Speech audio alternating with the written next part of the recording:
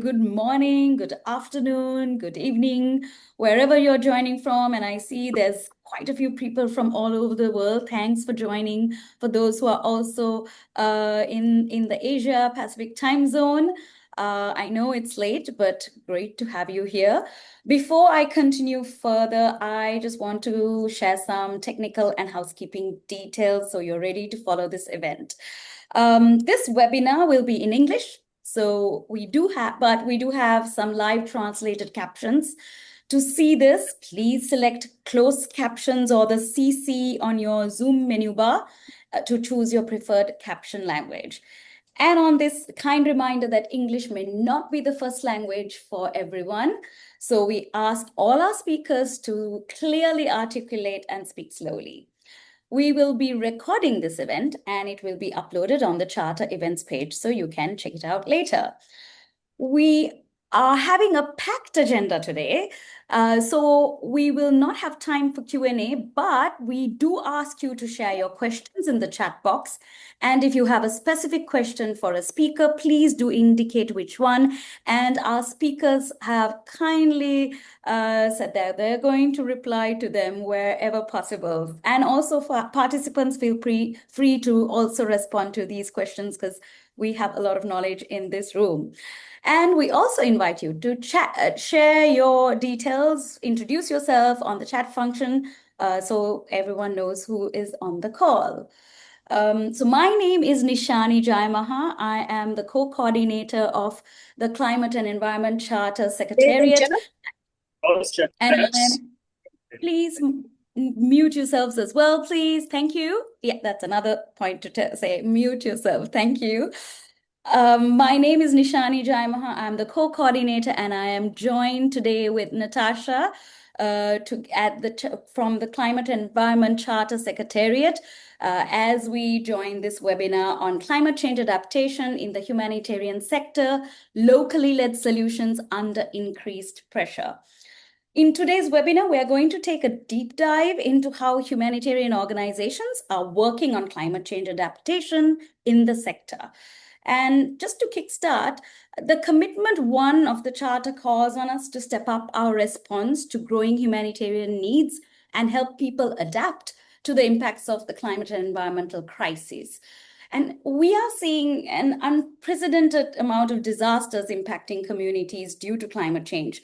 I'm in Sri Lanka right now, and half of the island is in floods. The other half are having droughts. The other half is having high winds. It's a very unusual time that we're here.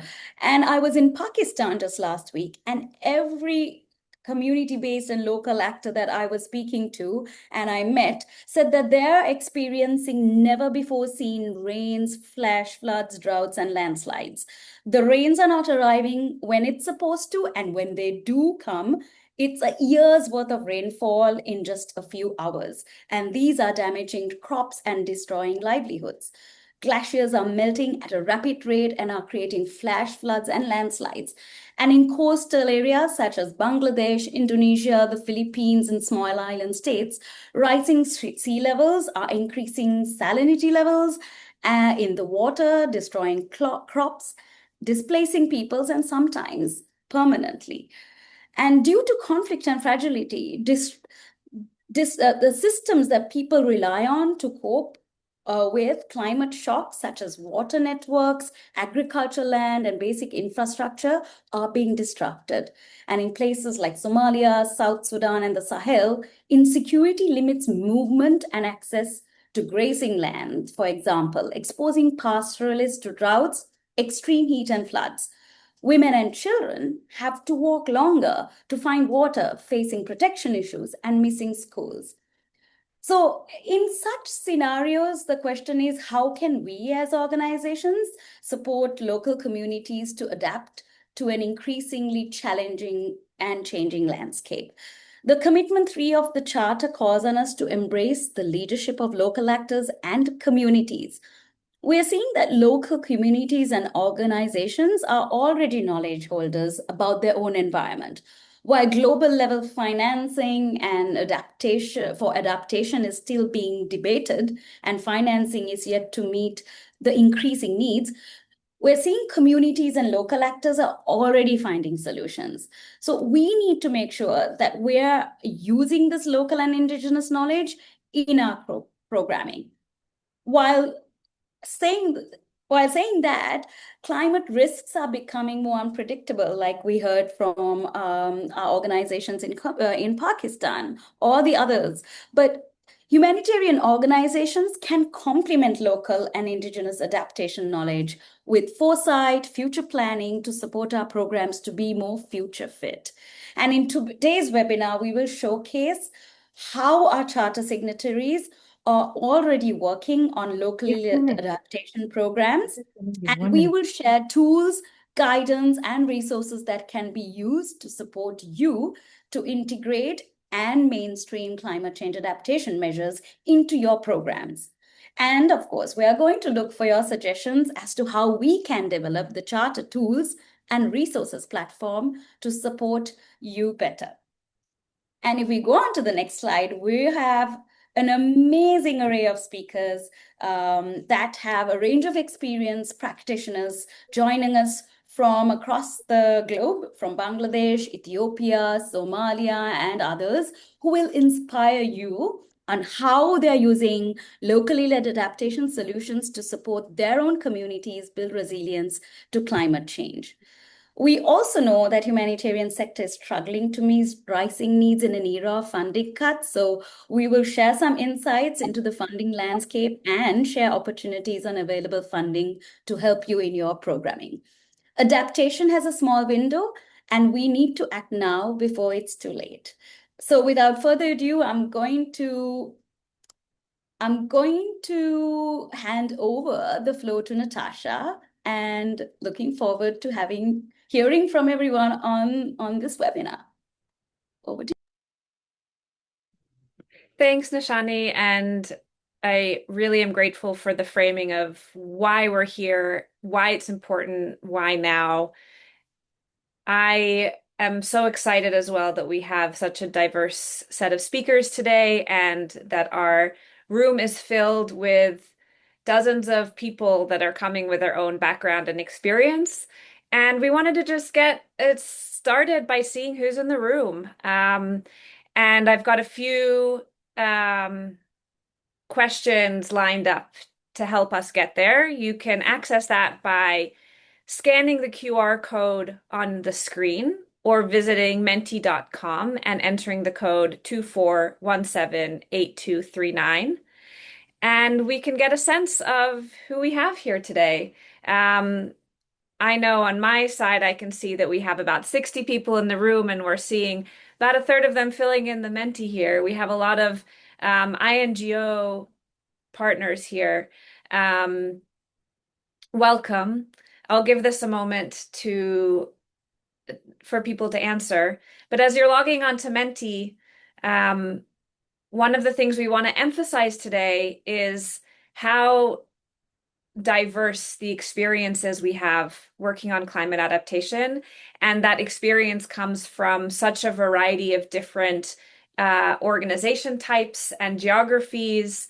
And that the fact that we have such a broad range of people in the room helps us learn from each other the unique ways we can tackle this work.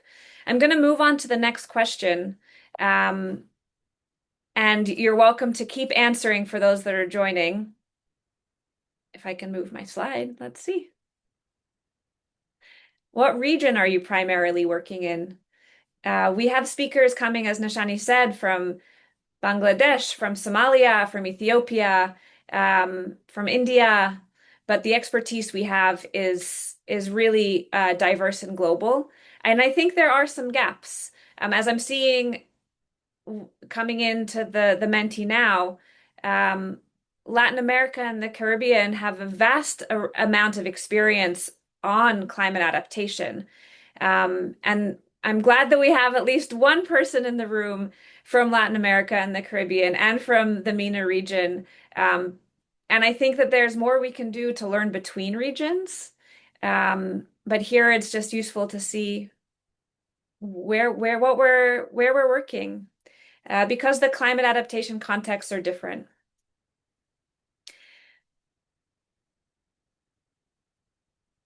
Now here's another question. I want to understand what your experience is with working on climate adaptation. We're all in different stages. Our thought here is that we are trying to create a space where we can learn from each other, those that have experience and a lot to share, and those that are just getting started are welcome in this room and welcome to share the experience that you have. Um, and it's interesting to see how equal of a divide there is here. We have about a third down the middle of organizations, of individuals that are just getting started and those that are established. And more established, I think, is an exciting indicator of the growing work that humanitarians are doing on climate adaptation, and especially the increased knowledge and expertise that we're building in this space. Okay, last question for now on who's in the room.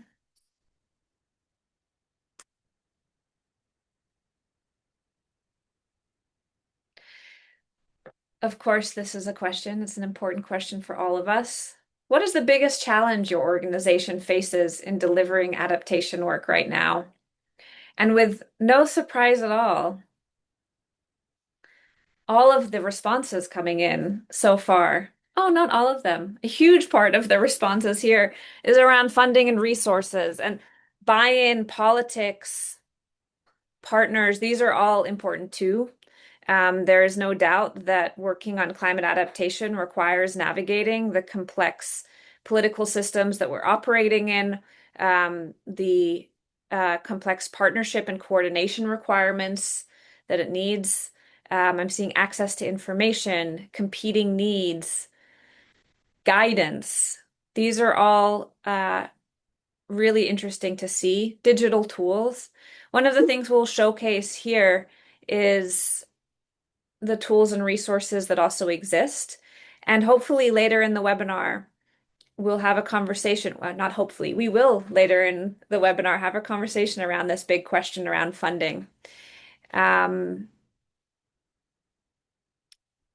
And I think it's interesting to see how diverse the needs really are. Um, Thanks for sharing some of your initial inputs here. We hope that you continue engaging as we continue the webinar in the chat. I would love if you wanted to share thoughts, feedback, comments, shared experiences, questions that you have for our speakers who are all bringing such diverse experience, not just in how they're doing climate adaptation work, but also how they're navigating the challenges that they're facing, whether it be funding or whether it be partners and political will. They're all tackling these in different ways. And with that, I'll hand over to Paul Knox Clarke, who heads the ADAPT initiative and is a uh, one of the sector's greatest experts on what climate adaptation looks like in the humanitarian sector and why it's needed. And Paul, I want to ask you, as these last few comments come in, we're seeing humanitarian organizations play an increasing role in supporting communities to adapt to the impacts of climate change. Um, can you explain to us why are humanitarians playing this role? What sort of adaptation programs are you seeing, and what do they need to do this effectively? Thank you. And thank you very much for asking me to speak today. It's lovely to be here with the real experts who you'll be hearing from in just a minute, who are working on the ground with this. As Nishani said, just to answer your first question, why are humanitarians involved in adaptation? Because the places where humanitarians tend to work, so the fragile conflict-affected states, are extremely exposed to climate hazards, but also to the longer term impacts of climate change, things like disease changes and so on. Now, the world is exposed to climate hazards and long-term impacts, but maybe one of the biggest differences for people living in areas where humanitarians work is that as well as being exposed to them, they're extremely vulnerable often to these things when they happen. for a variety of reasons, as Nishani was outlining. You know, someone who's living in Oxford, like myself, has all sorts of safety nets, which someone who's living in Bamyan in Afghanistan, for example, doesn't have. Both around sort of community, household, and at the level of what the state can provide.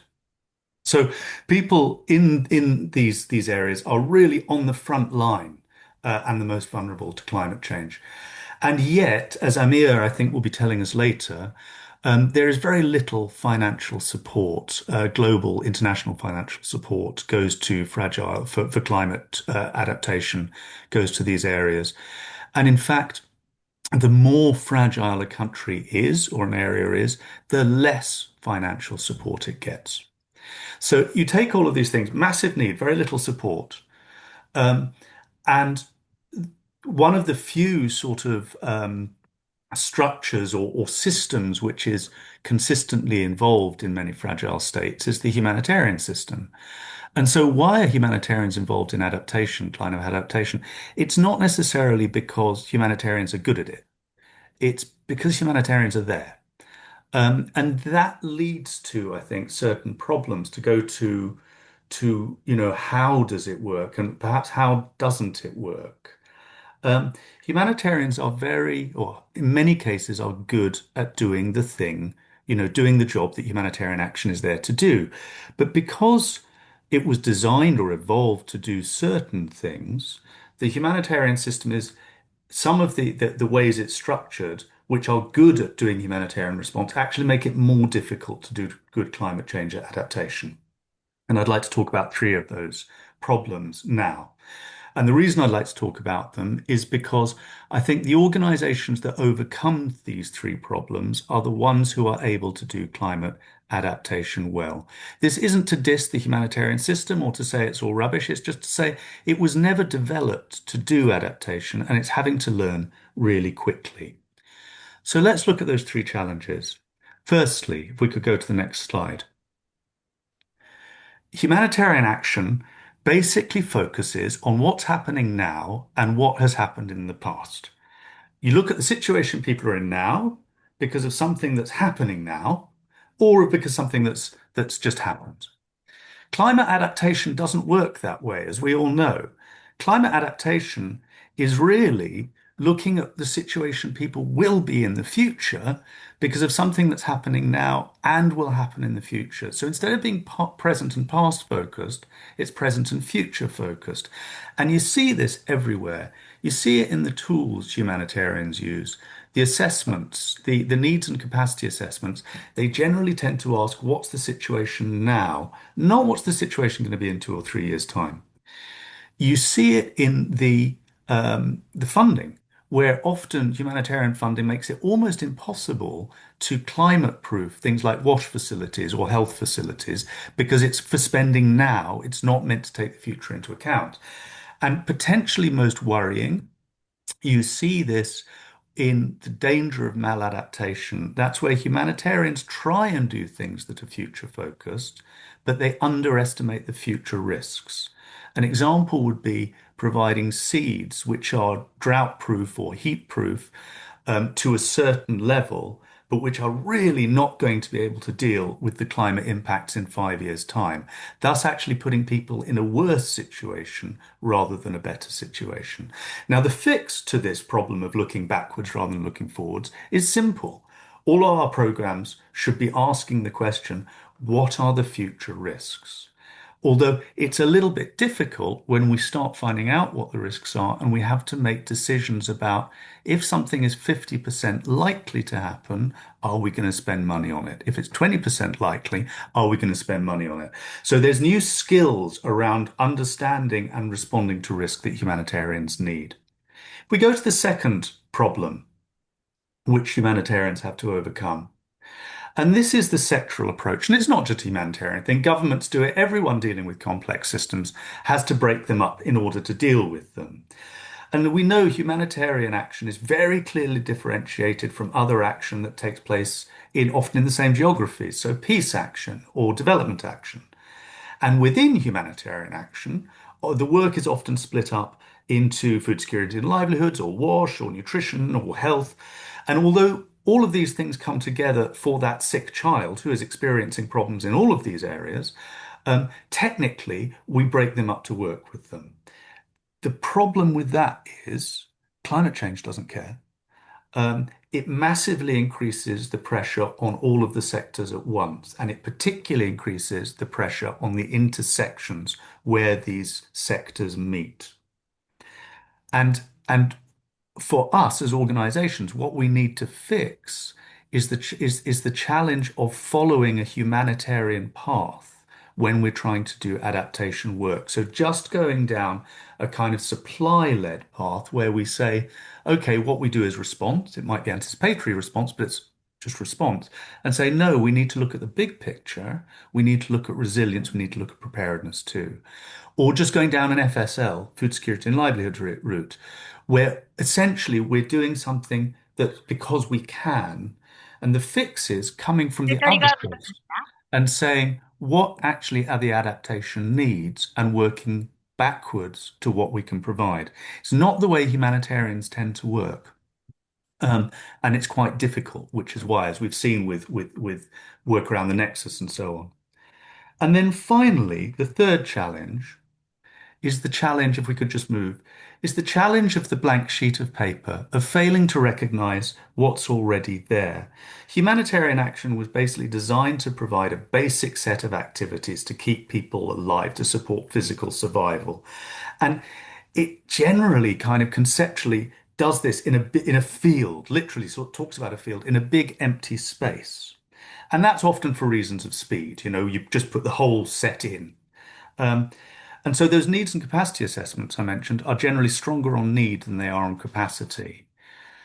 But if humanitarian action could perhaps provide the basic set of things needed to keep people alive, it will never provide the basic set of things required to adapt to climate change. That is a much bigger job. To do that job, humanitarian action needs to rethink itself and be less the provider and more the facilitator of all of the social and economic and political networks that actually exist in that place, to be a small part of something much bigger. It's a conceptually simple fix, but it's difficult politically to do. Of course, I'm simplifying and I'm running through it quite quickly. I'm overlooking many initiatives which are working very effectively on these issues, and we're going to hear some of them now.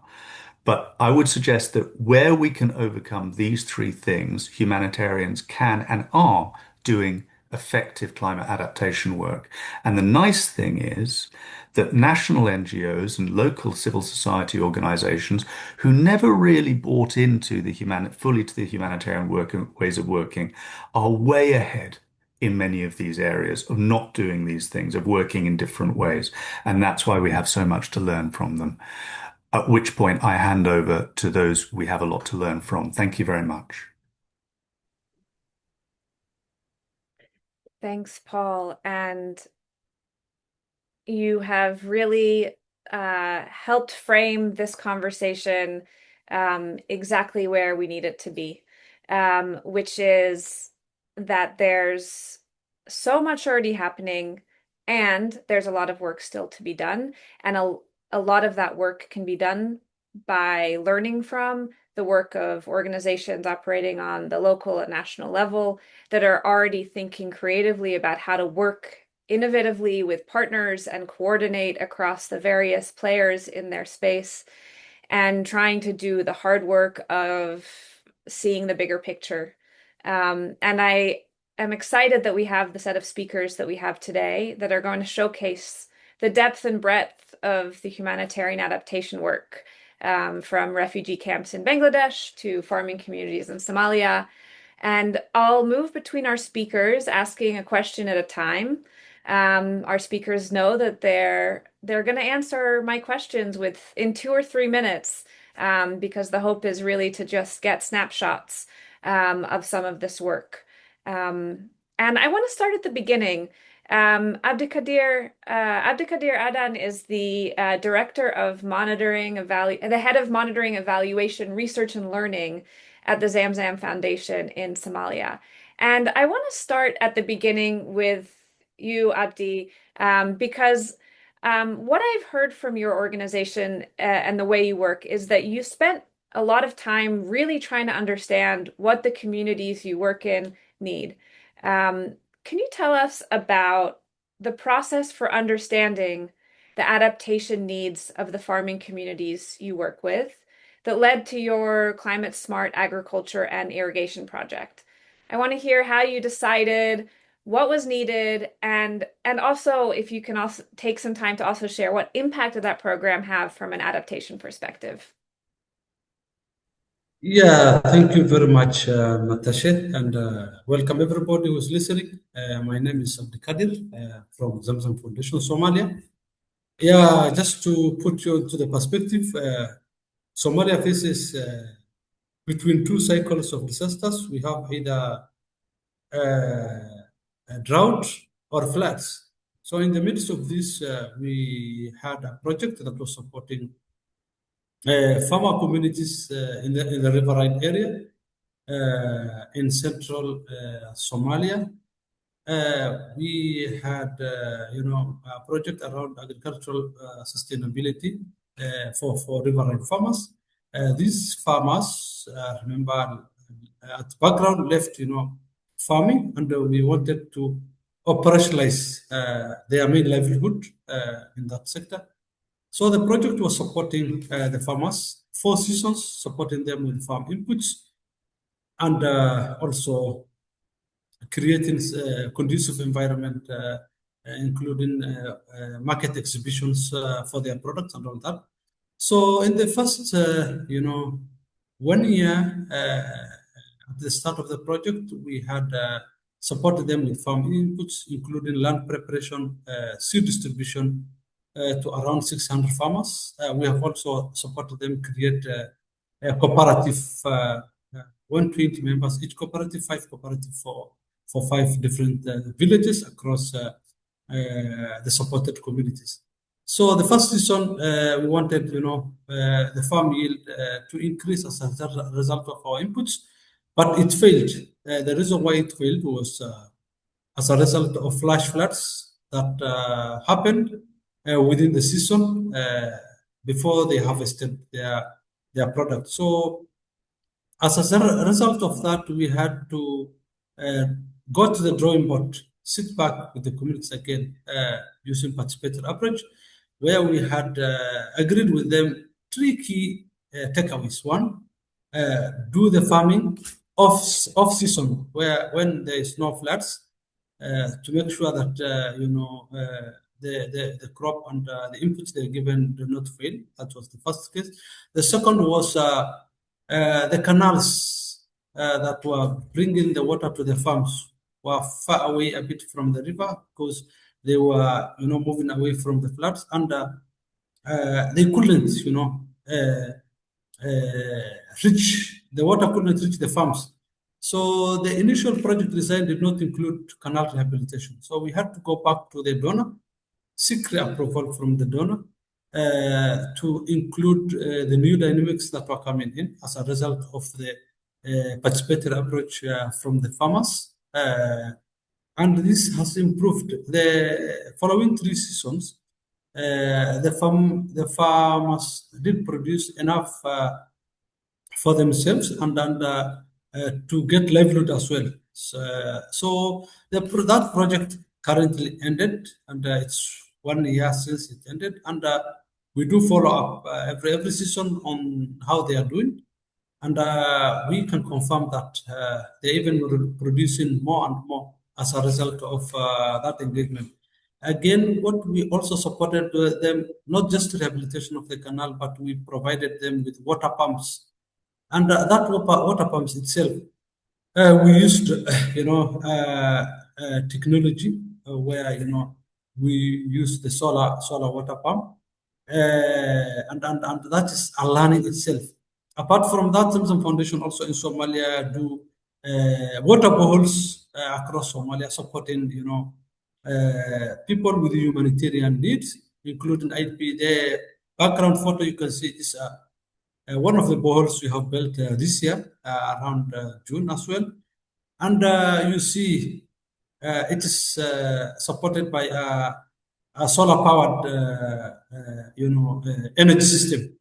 Initially, we used to use what we call, the fuel pumped energy, and that was creating harm to the environment itself, and it was had high cost on the beneficiaries and on the communities, high cost of operation and maintenance.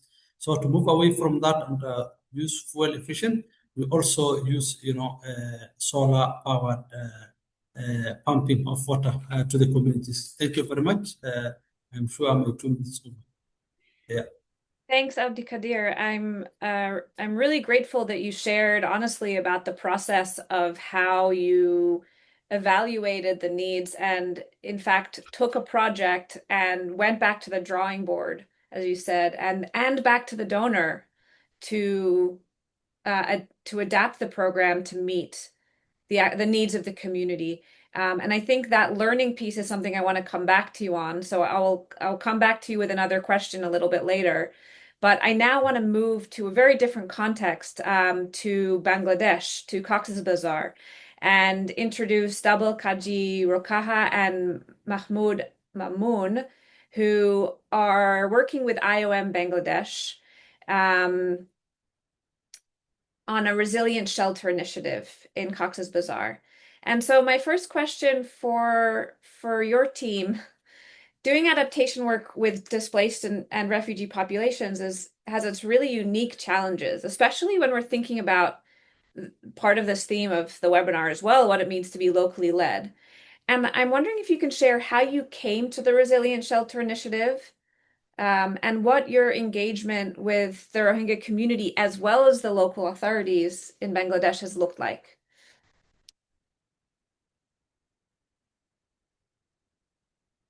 Daba, over to you. Thank you very much, Natasha, and thank you very much, everyone, for providing or inviting for an IOM to share our experience from Cox's Bazar, Bangladesh.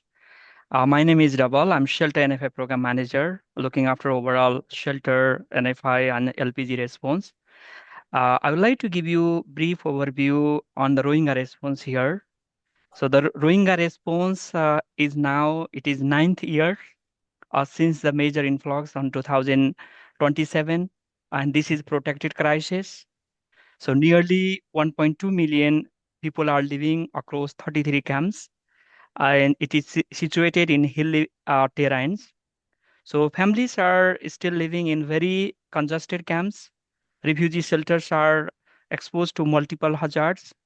Shelters cannot withstand extreme weather conditions, remain exposed to landslides, floodings, cyclones, fire, and heavy rains. Around 20,000 shelters are located in landslide-prone areas, and these shelters need to be relocated in safer areas to save to ensure beneficiaries' safety, security, and dignities.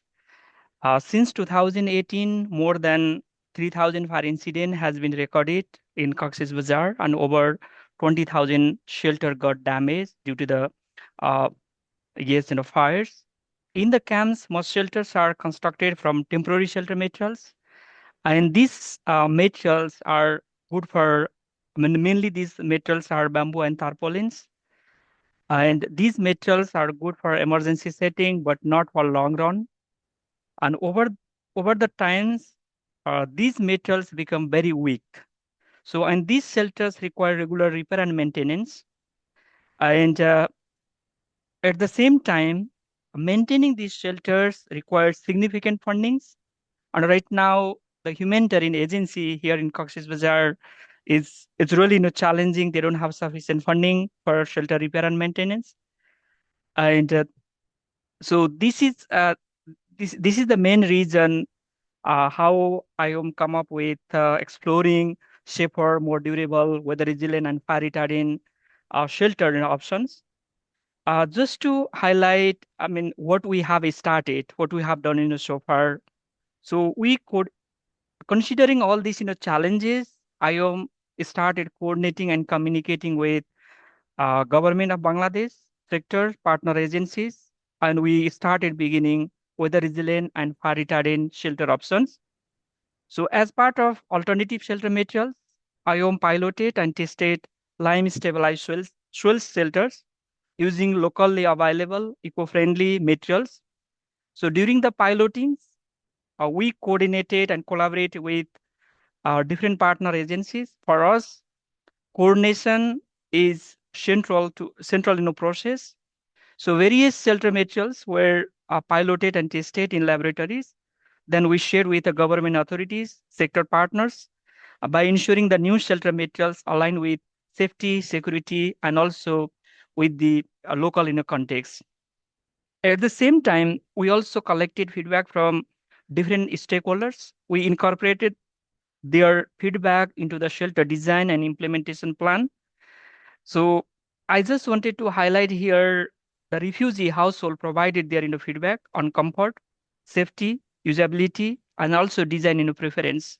So these suggestions were incorporated into the shelter design and implemented in the approach. So we also recognize that shelter construction is not only building four walls and also roof. It is directly, indirectly connected with the different uh, cross-cutting sectors like protection, was site preparation, site development, and temporary relocations. So I just wanted to highlight here engagement with the Rohingya communities. To strengthen local ownership and capacity, we provided training. The training was provided to Rohingya carpenters to enhance their knowledge and skills in terms of shelter construction and also using the local materials and just to enhance their local ownership. Based on the lesson learned from the pilot, here in Bangladesh, we expanded our approach, constructing lime stabilized soil shelters in various camps as part of fuel breaks. Considering in Cox's Bazar, fire is the major hazards. So I just wanted to highlight the last point. So for us, locally lead adoption is a refugee setting means is a balancing voice of refugees, enhancing local skills, technical, evidence, partner coordination, and government in the leadership. So this is how we try to develop our shelter solution that are safer, more resilient, acceptable to the communities, and resilient within the Cox's Bazar camp context. So I would like to stop here. Of course, I'm happy to answer question later on. So over to you, Natasha.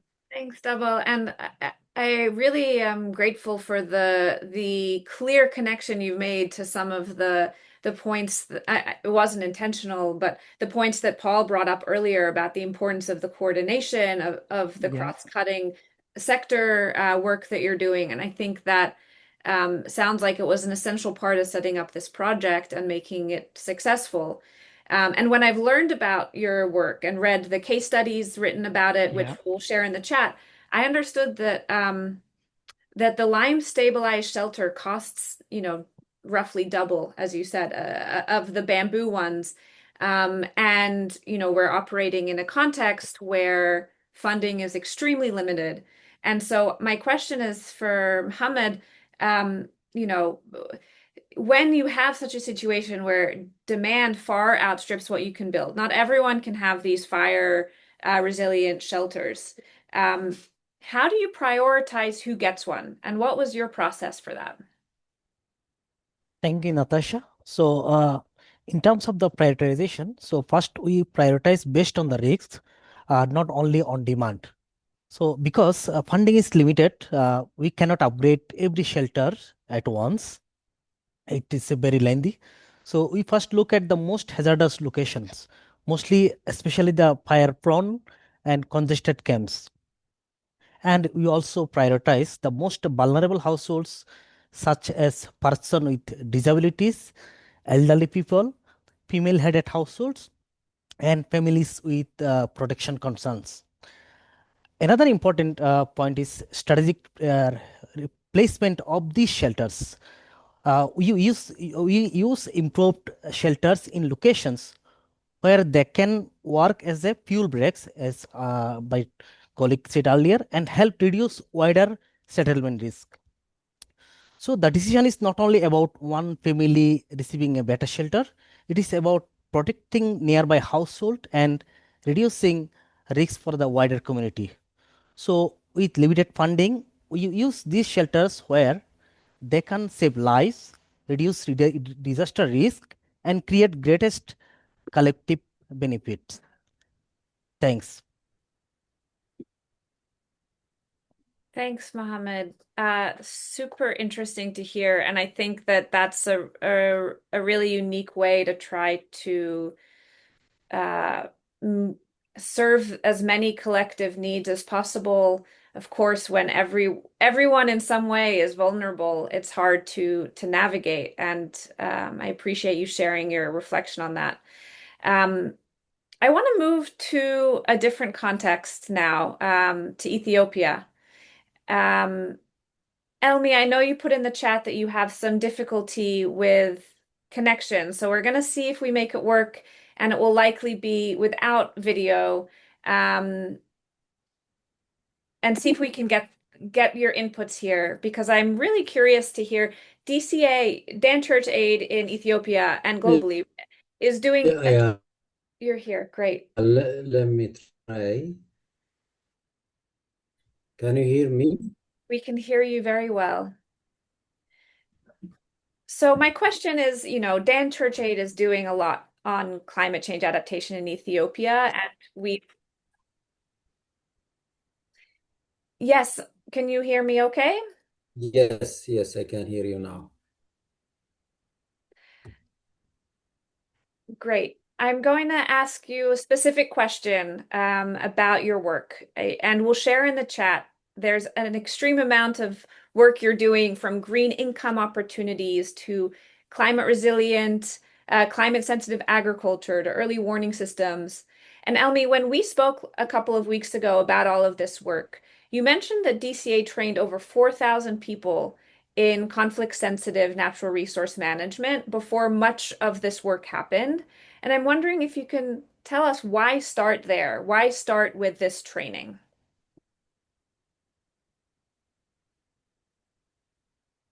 Yeah. Great. Thank you for having me and for the opportunity, and sorry for inconvenience and breaking up of the internet. Just directly to go to the questions, we picked up this approach to mobilize community from the onset of the project to for the community to appreciate the problems themselves and come up with proper solutions based on their local realities and knowledge they have, instead of we prescribe the solution for them. Doing so, this helped us, to exercise peaceful coexistence and advancing shared natural resource governance by preventing resource dispute, especially in water and rangeland management. We have been encountered such problems. So this is a learning and a curving point for us to start directly from training part, so that the community can come up with reality on the ground, so that can help us to redesign and shape our plan accordingly to address the local problem with local solutions. Thanks, Elmi. I think that it's a really unique place to start, especially considering the context in which you're working in. And I know that intercommunal and intracommunal disputes can be triggered as well by competition over resources, and especially during periods of droughts and resource scarcity. And I know that a lot of what Dan Church Aid does is, I think, building off of the foundations of some of this training and conversations that you're having with communities, is that you're able to work with local leadership to facilitate cross-border rangeland management. I'm wondering if you could share about the work you're doing in facilitating the cross-border rangeland management. And I'm curious in particular, what were the adaptation outcomes as well as the social outcomes of this? Yeah, great. harnessing local leadership in this context is key for DCA. So DCA strengthened community capacities through training and organizing, facilitating local dialogue to lead localized and inclusive initiatives that address cross-border conflict dynamics related with grazing and fishing, especially in the southern part of Ethiopia and the northern part of Kenya. We have been experiencing such a challenge. So through this active engagement of traditional leaders, local authorities, youth, women, and civil society organizations, we try to stabilize peaceful coexistence among societies, and they were able to use resource in a peaceful manner instead of competing and enter into conflict. So working with traditional leaders, local authorities, and women youth, the civil society organizations who are operating in that particular area, helped us to peacefully utilize the resource among themselves. So to ensure its sustainability, in addition to capacity building, DCA also engaged on providing technical support for those part of the community by drafting and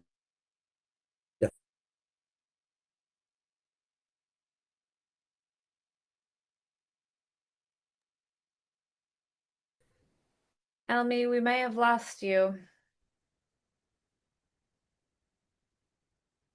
Let's see if we can get him to reconnect.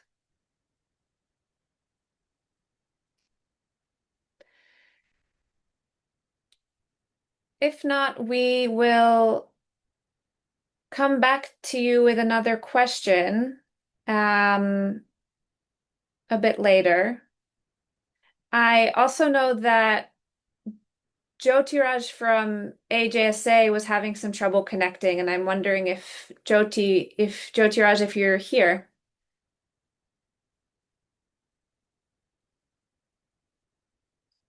Okay, so we're going to move on to another context for now, and if either one of those speakers are able to join us, we'll be grateful to have your inputs in a moment.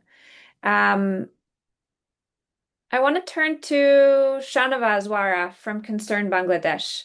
Now, we've heard from Bangladesh, but we heard from a very unique context. Oh, we yeah. have Elmi, are you back? Okay, you lost me. I lost you. Um, Okay. we're about to turn to another speaker, but I will come back to you in a little bit with another question. I know that Dan Churchade, you have put together a number of really useful resources and case studies online, and I will put some of them in the chat as well, and hopefully we can capture and share some of the work that you're doing here. So we'll do that momentarily, and I'll come back to you in a little bit with another question. Okay. So, Shanavaz, we we want to hear from you about the work that Concern Bangladesh is doing, um, uh, especially the work you're doing using the climate resilience measurement for communities framework and running studies on extreme heat and focusing on highly vulnerable populations in both rural and urban settings. I'm wondering if you could share how these assessments have shaped the way you work, and what did you do differently from your previous programming? Great. Thank you so much. Hi, everyone. Great speaking here as well. So, as uh, as Paul started saying that the development, from the humanitarian perspective, uh, we were drive towards the adaptation perspective. So, as a result, when we started working, we found there is a data crisis, especially related to climate change. And then when we started going back to the secondary data, we often find that it is very project driven and sometimes it is vanished with the project. So therefore, we started exploring, and when we found that most of the studies were anchored in the rural perspective. So we were also looking at that how it looks in the urban context. So therefore, we came across with a study in collaboration with the government. So as if the findings can be well preserved. So there we found that I mean, not only the urban areas, our rural areas, but also urban area is heavily impacted by climate change. And our speculation is that basically the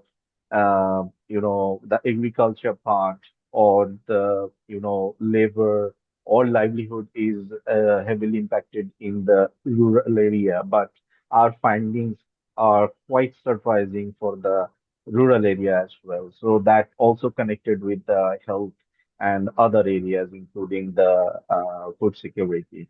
So as a result, these study also given us further room to consider that how our program should be focused to address those uh, crises and can offer some adaptive solution in collaboration with the community people and also with the government.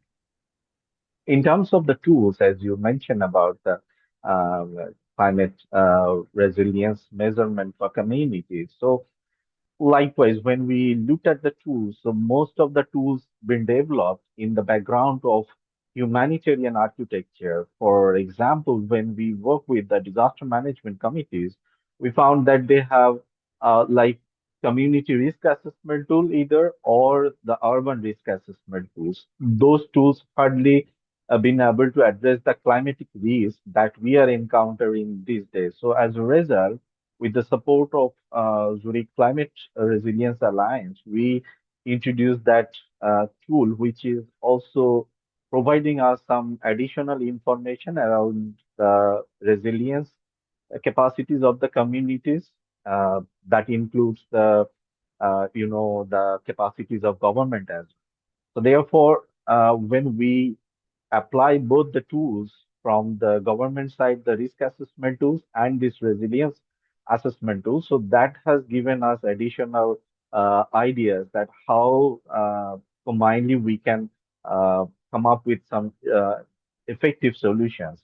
And at the same time, we have started advocating with government that these tools should be updated and upgraded because we have been experiencing climate-induced hazards very frequently, which is also stretching out the humanitarian perspective as well. So therefore, it is the right time to come up with a very integrated tools that can help us to assess and can offer the solution.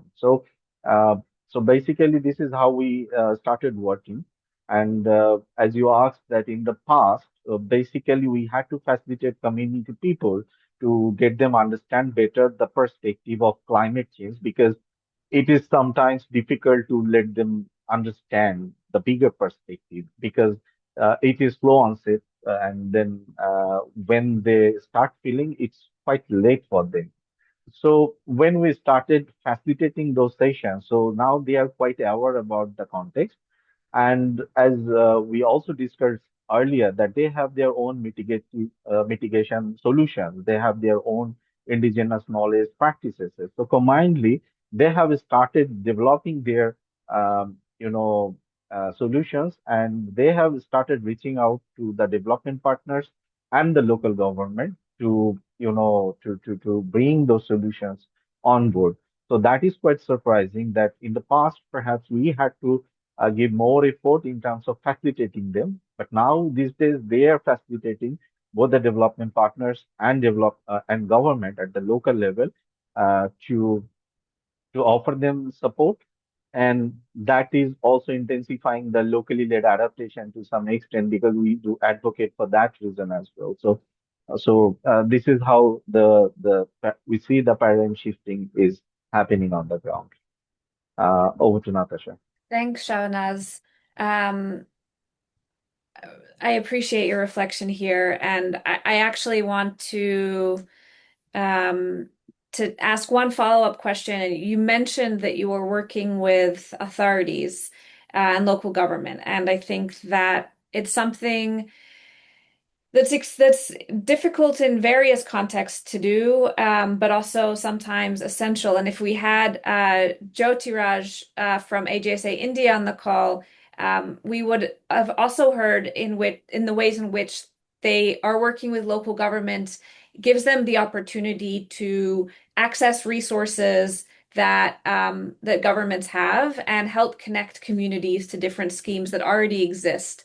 And in different parts of the world, governments can serve as that opportunity. And in some parts, there's a real need to also strengthen the policies and plans and tools of the local governments themselves. And I'm wondering, I know in Bangladesh, you're doing some work to strengthen local governments, policies, plans, and tools, which isn't always something that you expect a humanitarian organization to do. And as Paul mentioned, on the local national level, it's something that is very natural and common to happen. And I'm wondering if you can just share a little bit about how you're supporting local government and working with local government on their adaptation work. Thank you so much for this follow-up question, and that's very interesting. So when we have started getting the results from the ground, so we then again we went go back to the disaster management committees because they are the very first uh, authorities on the ground on behalf of the local government who just connect with the people. So we found that although at the national level we have national adaptation plan, but on the ground they have very little funding allocation to supporting uh, like implementation of this national adaptation plan. So therefore we try to advocate at the national level to allocate additional funds at the local level, and at the same time we have started working with local government because they have very prescribed and very format uh, in place where they do run a quite exercise for their budgeting for the next fiscal year. And then after spending, we found that there is a no allocation for disaster risk reduction and the climate change resilience component. So as a result, they hardly been able to address those particular financing. And I mean, as a result, they were not in a position toward that area. So we started advocating them to incorporate this specific component beside the emergency response funding. And then they started asking these additional funding at the central government. So as a result, in our working areas, they successfully, this year, last 2 years, basically, they successfully managed to get additional funding. And with that fund, they are now enhancing their disaster risk reduction and climate change adaptation work by themselves within their specific plan. And looking forward, we are also trying to collaborate with the national, local level climate adaptation plan because this is very much important. And based on this plan, they can even go back to the central government very specifically in terms of implementation of the adaptation plan. So these are quite tasks we are doing both at the national and local level. Thank you. Thanks for sharing that. I have so many more questions for our speakers, and I'm conscious of time, but I do want to come back to Abdikadir with one final question. Abdikadir, I'm going to stop sharing my screen. You mentioned earlier some of the learning that you're doing. I'll get you on the screen here as well.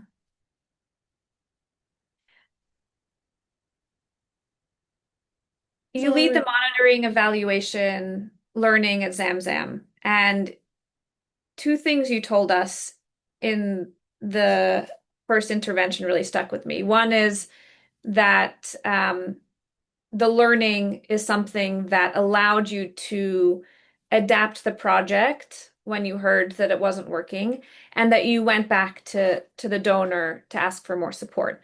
And in a conversation you and I had earlier, you also shared around how some of the project ideas themselves came from learning what others are doing outside of Zamzam Foundation in the region, elsewhere. And I'm wondering if you could just share and help us transition as well to the next part of the session. What role does learning play in adaptation work? What is it about learning that is essential that helps an organization stay on track and support adaptation from your experience? Yeah, thank you very much for having me again to answer your question, Natasha, and thank you, participant. Maybe to answer your question is one is around learning always ensures, innovation across different partners. With the diminishing donor funding, there is need for more sustainable and local solutions to every problem related to humanitarian, support. So yeah, always when we were doing this internally, during our monitoring visit, we had visited one of the sites and we have seen a solar water pump irrigation system that was installed, and we were curious to know more about that. We asked the community members, the organization that supported, and we had to do for online resource around that organization, how they did articles around that. We have, and I have one of them. I will share as part of the case study that maybe others can learn. Solar powered irrigation pump that will reduce cost of fuel for the farmers as well as reducing environmental related risks, because the fuel energy itself produces, carbon monoxide, which is related to global warming itself. So, yeah, I think that is one thing. The other thing, the role learning plays around is ensuring, sustainability and value for money at the same time. And we always learn across different, part, including international, attending international conferences, learning every bit and pieces, putting together, because what rolls the wheel of humanitarian is what you learn and how innovative our approaches will be. Currently, the Zamzam Foundation supports humanitarian, interventions, development, and sustainable programming, and as well as peace. So we doing multi-faced approaches to the climate issue, and being in a context of conflict as well, which is another disaster itself. And anything that we do, we look around three angles: the HDP, humanitarian development, and peace. And that is, approaches, mainstream approach rather than, silos. But we can share the resources that supported, the initiative as well. But it's inventing through learning every time, and learning plays critical role ensuring value for money and the community-led solutions. That's my parting shots. Thank you very much.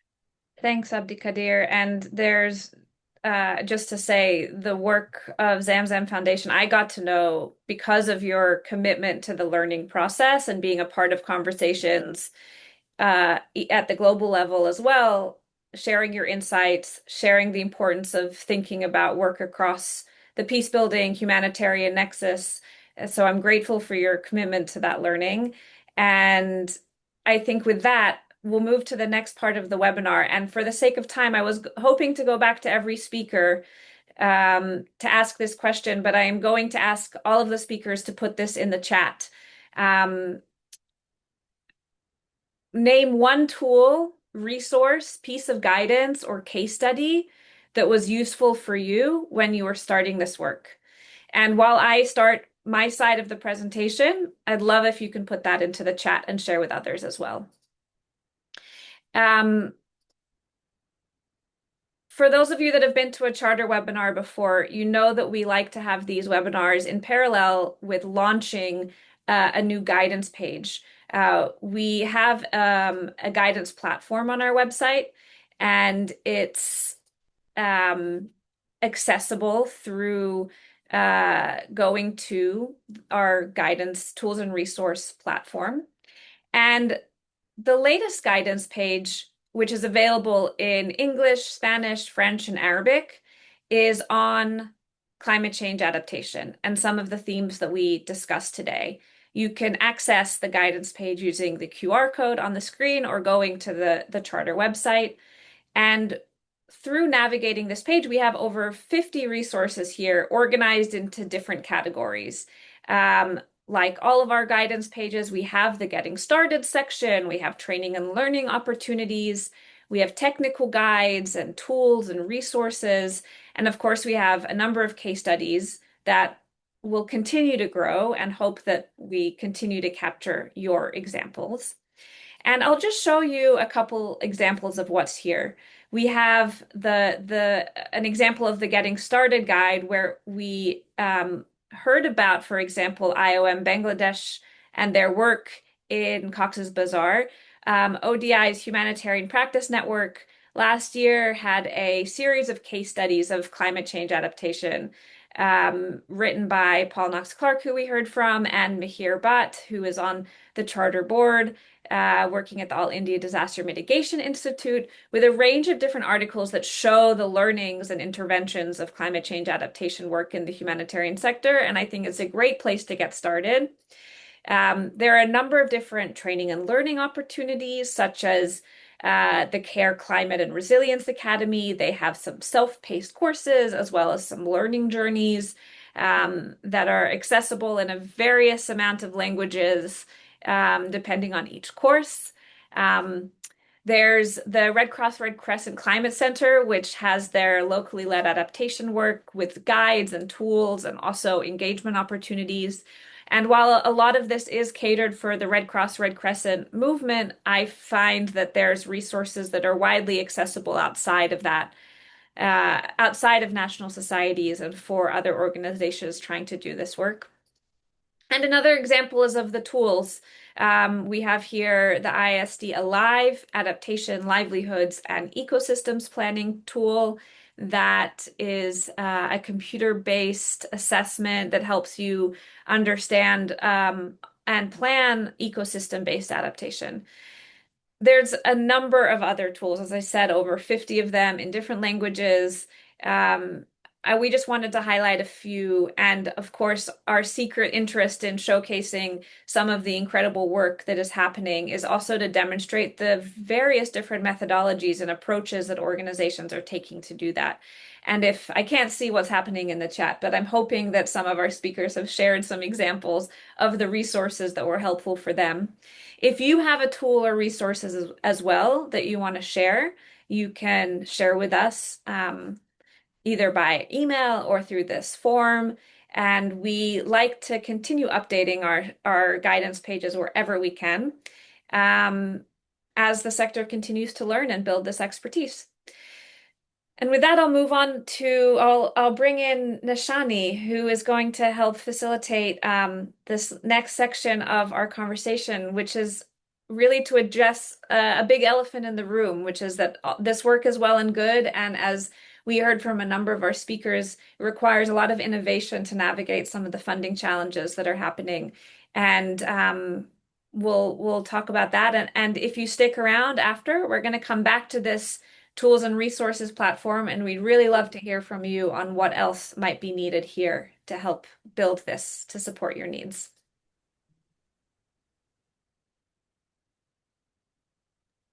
Thank you so much, Natasha. And really interesting to hear all these amazing examples of how climate change adaptation is happening. And also we're hearing a lot of adaptation happening without actually funding. I mean, we heard we saw in the Menti that funding obviously was the most important topic and important theme of challenges that we saw from organizations, and we keep hearing this. But there's also options that we've also heard where we've learned to economize, right? So I think that's also an important aspect of hearing how do we mainstream and integrate climate adaptation into our existing programmings without existing extra funding, but today, now, this particular session, we're going to look at, okay, what is the financing landscape? And it can be quite complex. And earlier we had Paul who alluded to a little bit of this. But we've got, I'd like to hand over, noting we're on, we're at time. I'd like to hand over to Amir a little bit on kind of what's the, ODI has been doing quite a bit of work, and let me spotlight Amir at Penn. Hold on. Hi, Amir. How are you? Hey, Nishani. Hey, everybody. Good. So Amir's working at ODI, Overseas Development Institute. And Amir, you guys have been doing quite a lot of research on climate financing and working on looking at kind of the landscape. So it'll be really important for us on this call to find out about the landscape on climate adaptation, and specifically in humanitarian context where we're in fragile and conflict affected context. So kind of, I have a few questions for you, but like, what can move the needle on adaptation finance to FCAS? And that is one of the questions that we're always asking, because it's the most challenging places to work. And I'd also like to find out, in terms of, the finance committed, how can we make sure that that reaches the most vulnerable communities and the undeserved context, especially access, and what levels of access can we see? And what are some of those opportunities to scale up existing climate adaptation work that's been happening through various funding models or funding opportunities, especially in fragile and conflict affected contexts? So over to you to kickstart that. Thanks, Nishani. Hello, everyone. It's great to be amongst friends in the charter community again. It's great to see some familiar names on the screen. And thanks for the time. I'll try and be quick. I'll try also to be as positive as possible. But you asked me to speak about the financing landscape. You know what you're kind of getting into. Everyone is aware of what's happening. But what I thought I'd try and do, and I hope everyone can hear me okay, is start big and do kind of a funnel down to the point where the response in fragile settings, or at least in humanitarian contexts. I put up I hope, oh, it says my internet connection is unstable, but I think it's still okay. I've put up a slide. This is not the latest slide, but it's the best one I found, because it includes a geographic piece, but I'm also going to share the link in the chat with the updated version of this graphic. It's an interesting tool for you to explore, but basically what I thought we'd do is we'd start at the big, what is climate finance at all, and where is the relevant piece of it for us? So this is from a few years ago. The numbers are not exactly the important pieces. We're basically speaking about the same quantum of finance now than we were in 2022, because we've kind of come over the hump, and we all know that. But over the last few years, there have been slight changes in the numbers. But really what I want to do is look at what the finance looks like, where it goes. So this is a graphic put together by the Climate Policy Initiative. It lists the sources of finance, what kind of instruments those finances are used through, what that finance is used for, and where it goes. On the left, you start with the sources. Everything in blue is public finance. Everything in red or orange is private. So we start on the left, we look, okay, it's about 50-50 between private finance and public finance. That's not too bad. If we go one column over, we go to the instruments, and this is where we start to see things really narrow. Basically, everything below the top gray square is a series of more or less concessional profit-seeking instruments. So you have grants at the top, that small gray square. Then you go to concessional loans, public loans, project level debt, and then equity. That's ownership from the private sector. So already we see how quickly the big bucket of climate finance on the left moves from an enormous slate of $1 billion or $1 trillion, sorry, maybe 2 trillion as of last year, into quite a small tranche of money that is speaking to what us as humanitarians are usually familiar with working with. We go one column over, we go to the uses. So what is this money used for? And again, the top is adaptation, the bottom mitigation, with the middle in multiple objectives. In subsequent years, we'll have some loss and damage in there, and maybe some of the multiple objectives piece gets a bit bigger because adaptation and mitigation can overlap. But again, we're looking really at a fraction of global climate finance going towards adaptation. And then finally, on the right, you have the destination for all of this finance. From the bottom, you have Asia Pacific, Western Europe, and the United States and Canada. That's already 70% of all finance. The rest of the world is that top 30, 40%. And the amount that goes to the Middle East and Africa, Middle East and North Africa, Sub-Saharan Africa, again, we're looking at a fraction. So the amount of finance that goes to humanitarian settings from this huge tranche of global climate finance, this appealing basket of finance that we hear about, we need to focus on what is actually accessible to us and usable in our context. If we go to the next slide, we can see what that looks like again. This is not to scale, but it gives you I didn't realize it was, you can, go through the animations. So again, in 2022, you had $1.3 trillion in the global climate finance bucket. That's an enormous amount of money compared to the development finance basket, which was about less than $500 billion. Then you have international public climate finance. This is everything from governments and from the multilateral development banks. About 10% of that, 100 billion. And then you have climate finance to fragile settings, conflict settings, and humanitarian settings, 11 billion. So 1% of all finance flagged for climate action, basically, goes to the context that we are concerned about. And on the final slide, we'll see how that matches up to the costed needs. Some of the good news is that the measurements for what is needed in these settings has been done. Not everywhere, but in general. So that blue piece is the 11 billion that has been allocated to fragile settings, humanitarian settings, and climate action versus what has been costed out in those countries. What do we need to actually implement climate adaptation, more or less climate adaptation in these settings? And we see that what is available or what has been committed is about 10% of what has been costed. So we know what things cost, we know what is available. This is not meant to be negative and it's not meant to be dissuasive, but what it's meant to help us understand is that when we speak about the climate finance landscape as humanitarians, we need to try not to be distracted. A lot of effort can go into exploring alternative finance and innovative financial instruments. That's a lot of effort that perhaps is best spent pursuing the three pieces that Paul spoke about at the top of this webinar.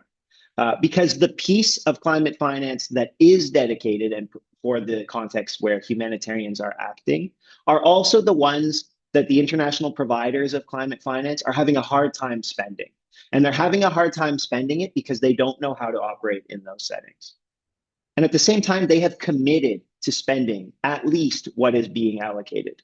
So even though the amount that has been committed to these contexts where we are active as humanitarians is very small, it has been committed at a political level, at the level of the leaders of the providers of climate finance. And many of the institutions are stuck because they don't know how to disperse the money. That is where the value added of the humanitarian sector comes in. As Paul said, you are the organizations that are present in these contexts. And increasingly, you are the organizations with the expertise, even to react to longer term risks and to lead on adaptation. That was not always the case, and I would refer back to Paul's initial intervention, but I would also draw your attention to what has been spoken about for the last hour, where humanitarian organizations are skilling up. I think the missing gap is making sure that the providers of finance know what has happened. It's an enormous amount of progress, an enormous number of interventions that have been tested and proven that they work. So the value add of the humanitarian sector in discussions of climate finance, in ensuring that this small sliver, this tiny slice of global money that has been dedicated to climate action in humanitarian context is actually delivered, is showing that you know how to use it.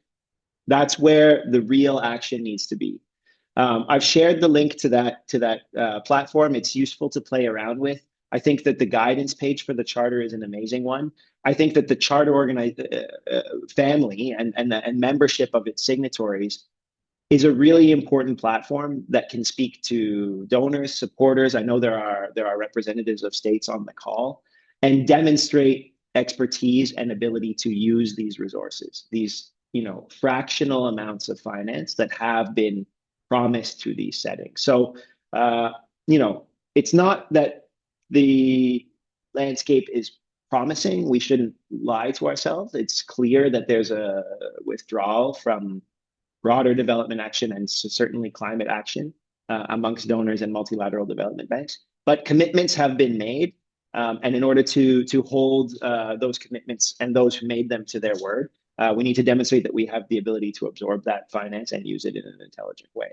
And the final thing I would say is that as there is this withdrawal and increasing focus on value for money and doing more with less and all of these kind of catchphrases that we've all heard ad infinitum, more and more climate money is going towards programs that claim to do more than one thing.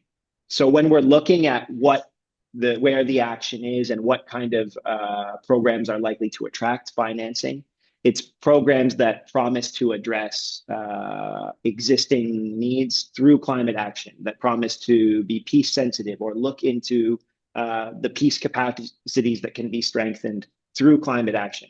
The World Bank is really interested in this and has recently issued a number of pieces around that. It's looking at how to address food security in climate stressed situations, so that you're looking at both sides of that equation, the food security angle, the livelihoods angle, jobs angle, and of course, climate action. So more and more, and I think Paul mentioned it, that this is a cross-sectoral issue.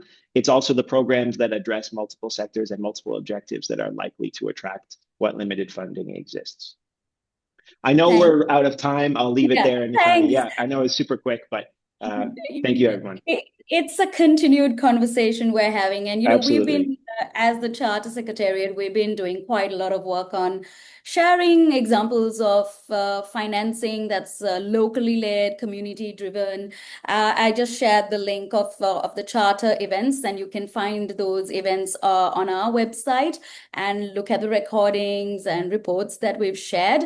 I'm also now going to share quickly, we have launched a funding opportunities page, and that's because we've been obviously asked by so many organizations, like, we really need funding, and we saw that in our Mentimeter. You can scan the QR code, and I'm also going to share with you the link to our funding page as well here on the chat.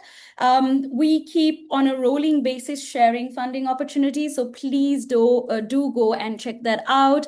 It's under the guidance and resources main page, and you can see when you drop down, there is a funding opportunities page. Right now, there's quite a few funding opportunities open, especially for adaptation. There's an Adaptation Fund for Climate Innovation Accelerator, Thriving Farmers, Resilient Ecosystems, Empowered Communities, and there's 2 calls for grants, one small and one medium size on eco-based adaptation. So there's quite a few, and there's more in that website. Webpage. Please do check it out. And I'm going to now hand over to Natasha, who is going to wrap up this webinar for us. And thanks, Amir, for those insights. I know it's short, but it was really useful to hear. One of the other things is to access your country context funding. I know we have lots of countries who are getting financing coming through their governments. So that is something else to really reach out and advocate for your governments, also to be able to share some of that funding coming through and show your value add as humanitarian organizations working in these contexts to access them and really reach those communities. Over to you, Natasha.